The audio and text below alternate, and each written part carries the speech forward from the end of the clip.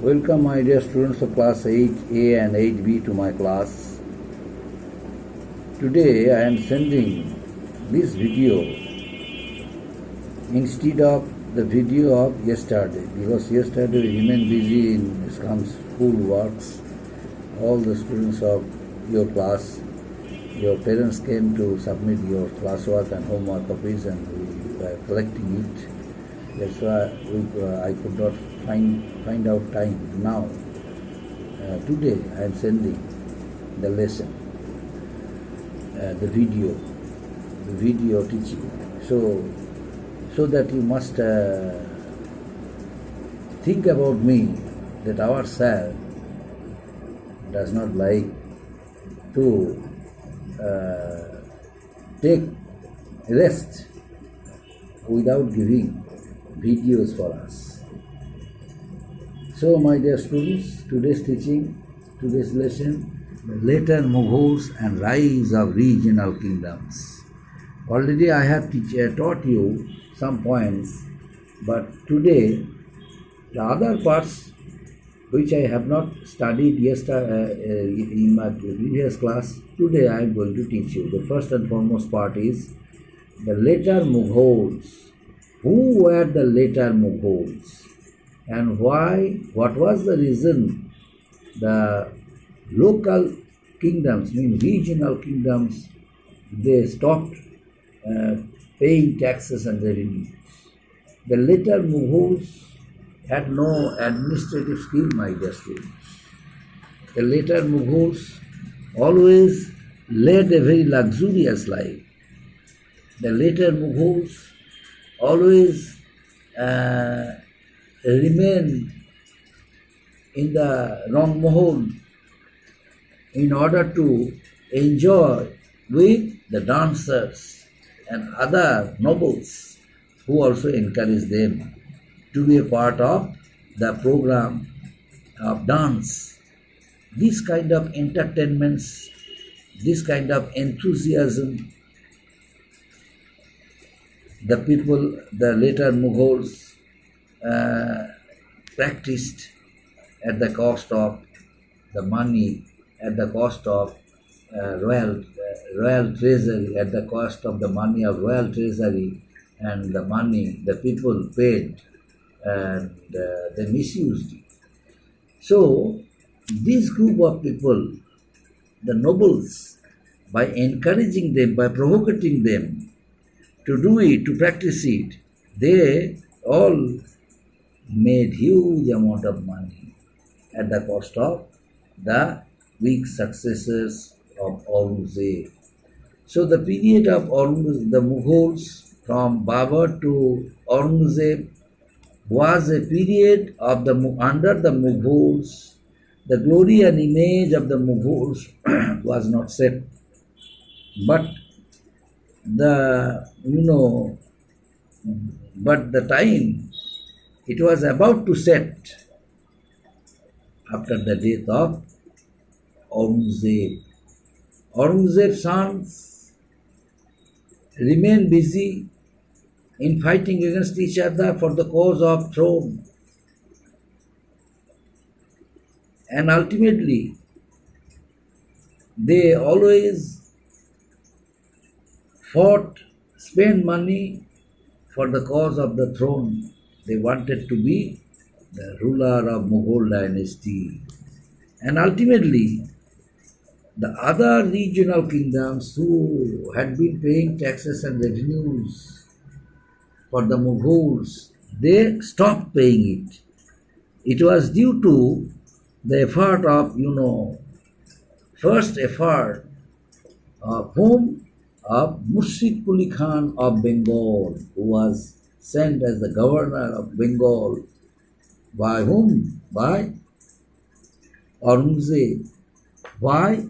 Aurangzeb sent Murshid Quli Khan to be the Diwan of Bengal at the time when Aurangzeb remained busy in fighting against whom? In fighting against the Marathas. Aurangzeb remained there in the Deccan in order to regain the former glory and image of the Mughals. he remained busy in fighting against the Marathas. The Marathas were there. Aurangzeb started fighting against the Marathas. Who? Aurangzeb. He remained there and started and had been struggling against the Marathas. But he needed huge amount of money by which and who would help. That's why the amount of money from Bengal was coming was very less. But Bengal had huge natural resources, huge agricultural lands. People earlier paid huge revenues, huge taxes, but the time when the rule of the Mughals became very much weak, especially when Aurangzeb left Agra and remained busy while fighting against the Marathas, that time, during that time, the people, especially the regional kingdoms, they stopped paying taxes, but Bengal was one of it. So Aurangzeb was not as weak as the regional kingdoms could take such advantages, paying of tax, not paying of taxes like that. So Aurangzeb sent Murshid Quli Khan as the governor of Bengal, and whenever Murshid Quli Khan came to Bengal, he started collecting taxes and revenues from the peasants, farmers and people of Bengal, and he introduced a good discipline, a good administration there. So people, they all paid high respect for Murshid Quli and started paying taxes and revenues. And Murshid Quli was very much committed, dedicated, person, and hence he had a natural attraction for Aurangzeb. Aurangzeb liked him, Aurangzeb loved him too much, and hence, with the help of Murshid Quli's money, whatever money he sent from Bengal to Delhi, Aurangzeb spent that money while fighting against the Marathas. But the fact is that after the death of Aurangzeb, the weak successors of Aurangzeb, they could not manage Murshid Quli, but two persons tried their level best to manage Murshid Quli Khan. They were Azimus Shah and Farrukh Shah. And Murshid Quli Khan, during the reign of Azimus Shah and Farrukh Shah, he kept on paying revenues and taxes for the Mughal rulers in time. But after the death of Farrukh Shah, Murshid Quli felt that it was the right time to establish an independent state in Bengal without the guidance or without the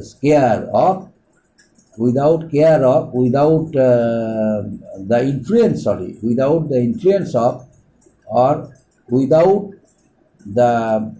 the influence and without the power, without being controlled by the Mughals. He decided to establish an independent state, and other regional kingdoms also followed the pathways of Murshid Quli Khan. They also declared themselves as independent states, and by this way, my dear students, the other states of India, they all declared themselves independent states. But ultimately, one thing was there which was very important. Number one, the people of India. What did they do? The people of India realized that the reign of the Mughals came to an end and the rule of the local and regional kingdoms started. But the regional kingdoms were well disciplined. They remained busy in strengthening their empire, they strengthening their kingdoms. In Bengal, Murshid Quli was there. Murshid Quli tried to his level best to make up his defects, but he introduced a reign of terror there in Bengal. But the amount of money, the prices of rice, the prices of essential commodities were very less because of his strict administration. So people were peaceful, people were happy, and people were prosperous. They paid high amount of taxes and revenues. But after the death of Murshid Quli Khan, his son-in-law, who was he? He was son-in-law, Nawab Sujauddin Khan. Sujauddin Khan came to power, but Sujauddin Khan somehow managed the nobles. But after the death of Sujauddin Khan, his son Sarfaraz Khan, who came to power, he could not manage the nobles, bureaucrats. So bureaucrats and nobles, they protested against the Bengal, and ultimately there was a war between Sarfaraz Khan and Alivardi Khan. Alivardi Khan defeated and killed Sarfaraz Khan, and then Alivardi became the Nawab of Bengal, Bihar and Odisha. And afterwards, the time when Alivardi became the Nawab of Bengal, the East India Company came to India to trade with our state, to our country, but Alivardi did not allow them to trade with us. But ultimately, that by taking advantage, Alivardi Khan, Alivardi Khan's, son-in-law, Sirajuddaulah, came to power. He ascended the throne, but he could not manage the British. But although he followed the instruction of his grandfather, Alivardi, that British should not be given priorities. If they were given priorities, they would take advantages and they would establish their rule in India. That's why from the very, very beginning, Sirajuddaulah was very conscious. Anyway, my dear students, I am giving this example only because of some regional kingdoms. How did they come to power? What were the factors? The regional kingdoms came to power and they declared themselves independent, and the rise of regional kingdoms also paved the way of new kingdoms, and the reasons of the later Mughals failed to establish their control over Indian politics. For these reasons, some examples I am giving you, my dear students, the giving of our state Bengal, and apart from this, other states, from Maharashtra. After the death of Shivaji, Aurangzeb was unable to capture the control of Shivaji, and hence the other rulers who, after the death of Shivaji, who came to power, they also declared themselves independent, and by taking his advantage, everywhere throughout India, there was a rule of the people, the rule of the local kingdoms and their rulers. By this way, India also became a very united country, because there was no central authority, and all the regional kingdoms, they all declared them as powerful rulers. They all declared themselves as powerful rulers because of the control of the central authority from Delhi. There was no control over them. So there was no influence over them by the central power, because there was none to control over them. That's why they started ruling their states independently, and as a result of it, there came a remarkable development in the field of social, political, economic, and cultural development in our country. In different states of India, they all became prosperous, rich, and wealthy at the time when the regional kingdoms, they declared themselves declared themselves independent, and a new rule, a new wave of sensation helped the people of India, and there established a good interaction between the ruler and the people of the country. And by this way, India became a rich and prosperous country, a very powerful country without the central authority, without the central power.